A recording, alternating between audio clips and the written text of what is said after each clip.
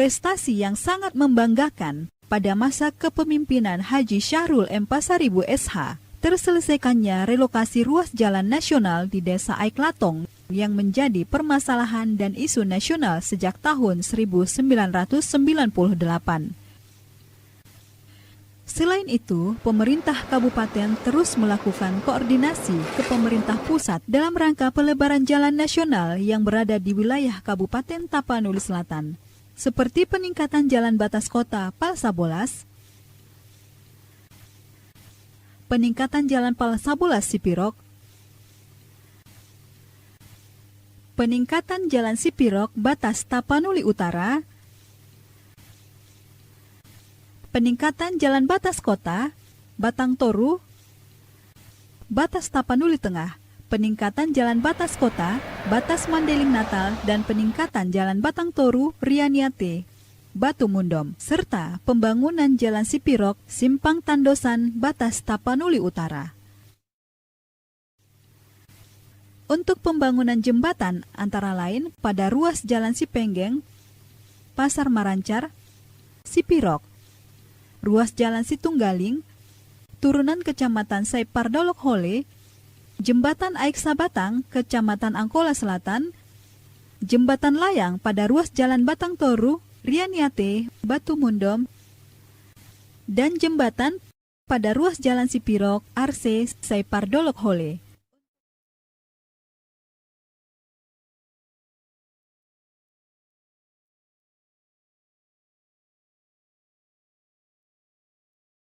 Untuk infrastruktur sumber daya air, sejak tahun 2010, dalam upaya mendukung sektor pertanian Kabupaten Tapanuli Selatan, telah banyak melakukan pembangunan irigasi, yaitu pada tahun 2011 sebanyak 8 lokasi, tahun 2012 sebanyak 21 lokasi, dan tahun 2013 sebanyak 37 lokasi yang tersebar di kecamatan-kecamatan. Hal ini dapat kita lihat seperti pembangunan irigasi di Tanjung Rompa, Kecamatan Marancar, pembangunan irigasi persawahan Desa Banua Rakyat, Kecamatan Saipardolok Hole, irigasi Simanosor, Kecamatan Saipardolok Hole, irigasi Bulu Mario, Kecamatan Sipirok, irigasi Sialagundi, Kecamatan Sipirok, irigasi di Garoga, Kecamatan Batang Toru, dan pembangunan irigasi Sipenggeng, Kecamatan Batang Toru. Untuk bidang keciptakaryaan antara lain seperti sanitasi Sibarabara, Kecamatan Angkola Sangkunur, Sanimas Sipogu, Kecamatan Arse, sehingga seluruh Sanimas yang ada di Kabupaten Tapanuli Selatan berjumlah 17 unit.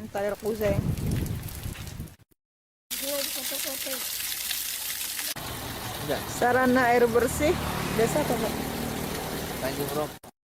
Dari yang diprogramkan oleh Bapak Bupati. Nah, jadi memang program ini memang sangat mendukung bagi masyarakat di sekitar. Soalnya yang menggunakan program DAK ini sekitar 100 kakak lebih. Jadi selokan-selokan kami jadi bersih. Jadi rumah-rumah yang mendekati Sanimas ini jadi tidak tercemar. Jadi kebersihannya sekarang sudah terjamin. Jadi kami mendukung lebih tinggi program yang dibuat Bupati, memang sangat baguslah bagi kami untuk masyarakat Desa Sipogu. Pada bidang-bidang lain lagi, bidang kependudukan, di bidang pendidikan kesehatan, ini juga mulai kita gencar di tahun 2012-2013 termasuk tahun ini. Membangun berbagai poskesdes. Supaya apa? Mendekatkan pelayanan masyarakat kita di bidang kesehatan kepada rakyat yang katakanlah yang jauh di pedalaman itu. Sehingga dengan demikian para bidan desa, bidan PTT ini, bidan PNS dan bidan PTT yang berada di desa itu, kita harapkan juga mereka itu melaksanakan tugasnya dengan baik. Sekarang ini kita sedang berpikir khusus daerah-daerah sangat terpencil itu ada kebijakan yang melalui ADD kita, alokasi dana desa, supaya nanti para kepala desa dengan camat boleh mengambil tenaga kesehatan. Pendidikan juga demikian.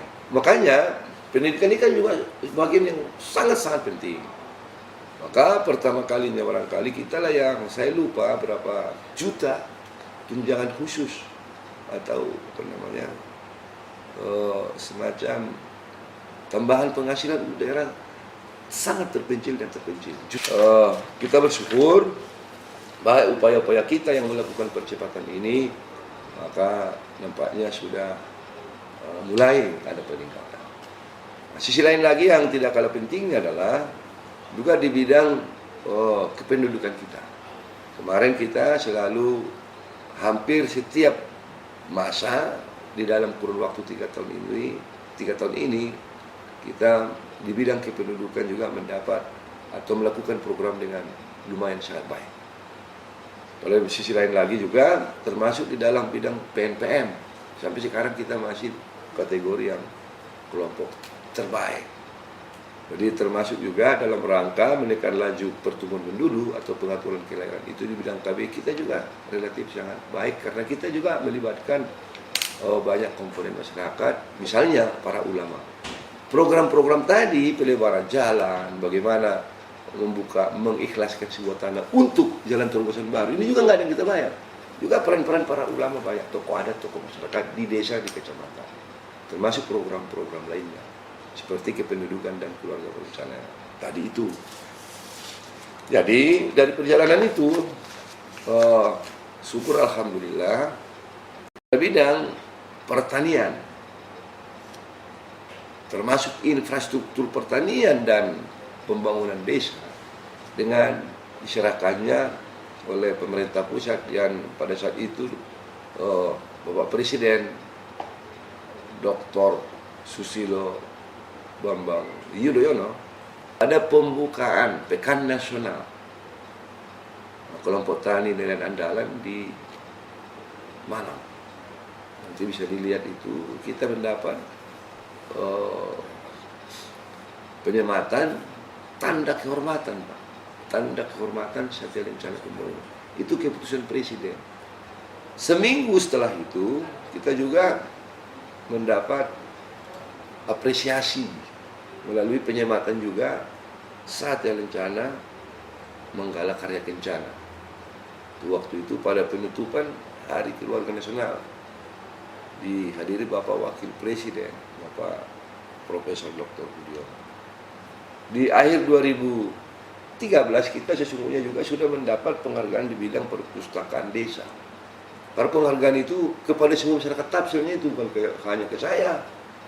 Ya, masyarakat Tapsil dan termasuk para stakeholder lah, termasuk para PNS, semua tokoh masyarakat, tokoh adat, rakyat Tapsil menyeluruh. Tentu mensyukuri ini menurut saya adalah kita lebih giat lagi mengabdi, kita lebih giat lagi melakukan terobosan-terobosan berjuang yang muara akhirnya itu bagaimana Tapsil ini bisa lebih maju dari tahun sebelumnya dan bisa sejajar dengan kabupaten yang lebih awal maju dari kita.